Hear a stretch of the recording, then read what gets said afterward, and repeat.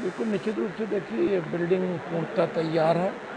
100 bedded से civil hospital के लिए हमारे यशस्वी मंत्री आदरणीय प्रद्युम्न सिंह तोमर जी के विधानसभा क्षेत्र में है और उनके भरसक प्रयत्नों से बहुत सुंदर निर्माण हुआ है और शीघ्रातिशीघ्र इसका लोकार्पण हो, उसका प्रयास भी आदरणीय मंत्री प्रद्युम्न सिंह तोमर जी कर रहे हैं।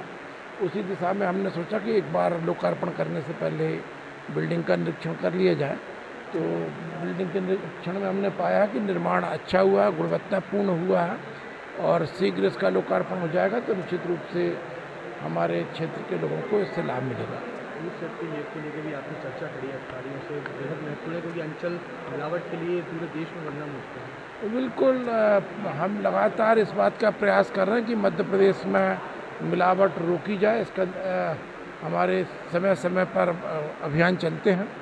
यशस्वी मुख्यमंत्री डॉक्टर मोहन यादव जी के नेतृत्व में लगातार प्रयास हो रहा है कि हमारे मध्य प्रदेश के नागरिकों को शुद्ध भोजन प्राप्त हो, शुद्ध खाद्य सामग्री प्राप्त हो। उसी दिशा में हमारे जो बड़े शहर हैं जैसे ग्वालियर, जबलपुर, इंदौर, इन तीनों में प्रयोगशालाओं का निर्माण चल रहा है, जांच प्रयोगशालाओं का काम चल रहा है। मैंने कल यहाँ जो ग्वालियर में निर्माणाधीन है उसको काम देखा है, उसमें जो भी कमियां हैं उनको सुधार का निर्देश दिया है और उन्होंने जो उसमें कमियां बताई हैं वो उसको भी हम कैसे पूर्ति कर सकते हैं उसके लिए हम प्रयास कर रहे हैं। बजट का बता रहे हैं कि बजट नहीं होने के कारण बिल्कुल निश्चित रूप से लैब को बिल्कुल लगातार निर्माण चल रहा है। बजट अकेला एक कारण नहीं है, चूँकि डिज़ाइन में परिवर्तन हुआ है तो डिज़ाइन में परिवर्तन के कारण अब विभिन्न स्वीकृतियों की दोबारा पुनरीक्षित स्वीकृतियों की आवश्यकता होती है, वो भी कारण रहा है। और जहाँ पर उनको जितना पैसा दिया गया था उस पैसे के अतिरिक्त और आवश्यकता पड़ रही तो वो भी देने का काम करेंगे। जीएच कहते सर, जीएच में आगजनी घटनाएं बराबर हो रही हैं और एसी के टेंडर अभी तक नहीं हो पाए हैं। नहीं, उसके लिए भी मुझे जानकारी दी है मेरी, आप मीडिया मित्रों के माध्यम से ही हमको संज्ञान में आया था तो मैंने वहाँ पर अधीक्षक महोदय को बोला है, निर्देश दिया है कि जो भी उनकी तरफ से प्रस्ताव गए उनको दोबारा मेरे संज्ञान में ले आए, उनको भी हम शीघ्रातिशीघ्र कराने का प्रयास करेंगे। मध्य प्रदेश को हेल्थ टूरिज्म हब बनाने का लगातार प्रयास किया जा रहा है, लेकिन एक आंकड़ा बड़ा हैरान करने वाला है।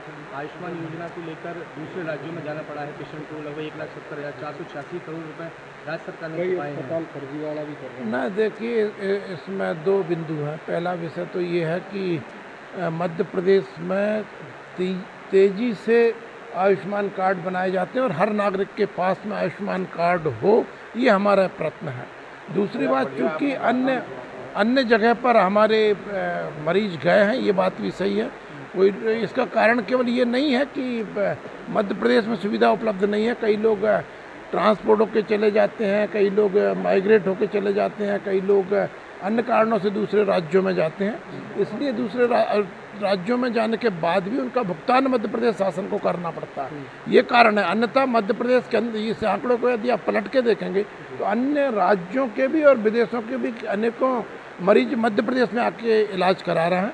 जहाँ तक ये विषय है कि आयुष्मान कार्ड के माध्यम से कोई गड़बड़ी हो रही है, ऐसी किसी भी गड़बड़ी को रोकने के लिए हम टेक्नोलॉजी का भी उपयोग कर रहे हैं और जो भी शिकायतें प्राप्त होती हैं उनके खिलाफ सख्त कार्रवाई कर रहे हैं। आप लोगों को बढ़िया बादाम